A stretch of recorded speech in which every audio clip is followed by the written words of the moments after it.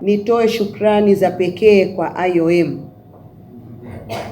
kwamba shirika hili kwa juhudi kubwa ambayo inafanya, na sisi tunafanya kazi nao kwa karibu na hawatuachi mkono, hatutupi mkono. Wanajua wizara yetu ina mambo mengi, lakini hatuachi mkono kuona kwamba tunashirikiana pamoja na wadau mbalimbali ambao mko hapa katika kuona kwamba jitihada za kupambana na usafirishaji haramu wa binadamu ambao kwa kweli una athari kubwa kwa watu wote. Unaweza kana wewe, familia yako, mtu wako karibu, mtu ambaye umesoma naye, mtu ambaye katika jamii nzima kwa kweli inaathiri katika masuala ya kijamii, lakini masuala ya kiuchumi athari yake iko kubwa. Na ukaangalia makundi ambayo yanaathirika zaidi ni wanawake, watoto na vijana.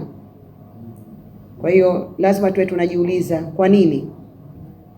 Na kwa nini athirike? Kwa sababu ni nguvu kazi, watu bado wako active au vipi? Lakini nafikiria ni vitu vya msingi sisi pamoja tukikaa tutafakari pia. Serikali kwa kushirikiana na wadau mbalimbali inaendelea kuweka mikakati katika kukabiliana na usafirishaji huu kwa kuendelea kutoa elimu kwa jamii. Elimu haina mwisho. Tunajua sote. Elimu haina mwisho. Mshapata mafunzo mengi, lakini kila unapokuja basi ukosi japo mambo mawili matatu ambayo yanakuzindua, na wakati mwingine tunasahau yale ambayo tulikuwa nayo. Na mabadiliko ya sayansi na teknolojia, tunaomba kuna teknolojia kubwa sasa hivi inabadilika. Kuna masuala ya AI na masuala mengine yote. Kwa hiyo lazima na sisi elimu tupate katika kupambana na masuala haya. Kwa hiyo hii elimu inayoendelea kutolewa kwa ajili ya kujua zile athari na mbinu zinazotumiwa na wasafirishaji katika kusafirisha watu wetu, lakini pia tunataka kupunguza wimbi hilo la usafirishaji kwa kuwepo maafisa maalum watakaweza kugundua na kuzuia katika maeneo ya usafiri yakiwemo bandarini, uwanja wa ndege. Imezungumzwa hapa na kaka yetu kwamba kuna maeneo ambayo mianya ambayo inatumika katika usafirishaji huu haramu. Lakini pia kuimarisha huduma ya makazi ya dharura kama alivyosema safe house.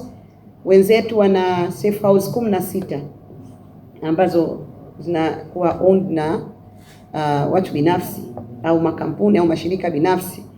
Lakini sisi kwa kwetu Zanzibar mpaka sasa hivi serikali ndiyo yenye hizo safe house. Na tunayo moja na tunategemea inshallah tutajenga nyingine safe house, na tunategemea na serikali pia itaingiza mkono wake. Tumepata wafadhili wenzetu World Bank, lakini pia na serikali nayo itaingiza mkono wake kuwa na safe house kubwa nzuri kabisa Unguja na Pemba. Sisi IOM tumekuwa tukishiriki katika swala la kupambana na ukatili dhidi ya wanawake na watoto, lakini pia katika kupambana na usafirishaji haramu wa binadamu. Na tumekuwa tunafanya hivi kwa muda mrefu kwa kushirikiana na Wizara ya Maendeleo ya Jamii katika Department ya Social Welfare Services. Jana nilipokuwa niko upande wa Dar es Salaam kule bandarini, nilikuwa nimekaa nje nasubiri muda wa kuruhusiwa kupanda boti. Nikawa namsikia askari mmoja amesimama mbele kwa mic yake anazungumza. Nikawa nimekaa pembeni sasa na mimi napewa elimu. Japokuwa nilikuwa najua kila kitu alichokuwa anazungumzia. Moja ya vitu vikubwa alivyokuwa anavizungumzia ni watu kusafirishwa kuja Zanzibar, na wengine wanakuja kutumikishwa na kufanyishwa kazi, lakini pia sio wote wanaofika huku wanakutana na ile ahadi walioambiwa, si ndio?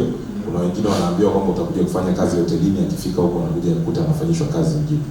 Nikasema sasa tayari somo la usafirishaji haramu wa binadamu limeanza kuingia. Anaweza sitamke neno usafirishaji haramu wa binadamu, lakini wameanza kuligusia. So ilikuwa vizuri. Lakini pia kabla hata sijafika pale nilikutana na wale maaskari wanaoangalia kitambulisho.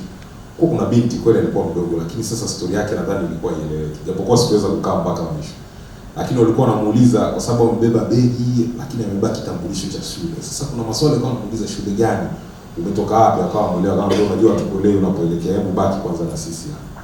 Sijui sasa ile story kama walifanikiwa kufika mwisho kutambua, lakini nadhani pia swali moja nililojiuliza ni kwamba sawa, wakishamzuia vile pale wanampeleka kwa nani? Kwa sababu hilo ndio swali la msingi. Au afisa atakapokuwa yuko bandarini akawatambua watoto atawapeleka kwa nani?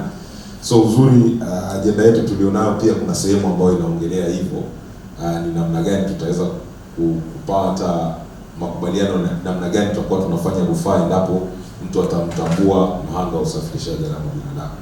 Lakini pia kwenye Zanzibar Joint Program 2 tuliomba ridhaa ya wizara kufanya assessment ya uhitaji wa nyumba salama Zanzibar. Lakini uhitaji tunajua upo, lakini ni nani ambaye yuko kwenye nafasi ya kutoa huduma ya kuendesha nyumba salama? Wizara ya Maendeleo ya Jamii bara imesajili nyumba 16 salama ambazo zote zinaendeshwa na asasi ambazo sio za serikali au mashirika ya NGOs. Of course moja ya challenge kubwa inayokuja ni kwamba pale mradi unapoisha, je, wataendeleaje kuendesha zile nyumba salama, sustainability. Kwa hiyo swali siku zote tulikuwa tunarudisha kwa serikali kwamba kuna uhitaji wa kuwa na ujenzi wa nyumba salama zinazomilikiwa na serikali, ili pale bajeti inapoenda kupitishwa bungeni au inapoenda kupitishwa kwa upande wa Zanzibar kwenye bunge pia, basi waweze include ile gharama ya uendeshaji wa nyumba salama.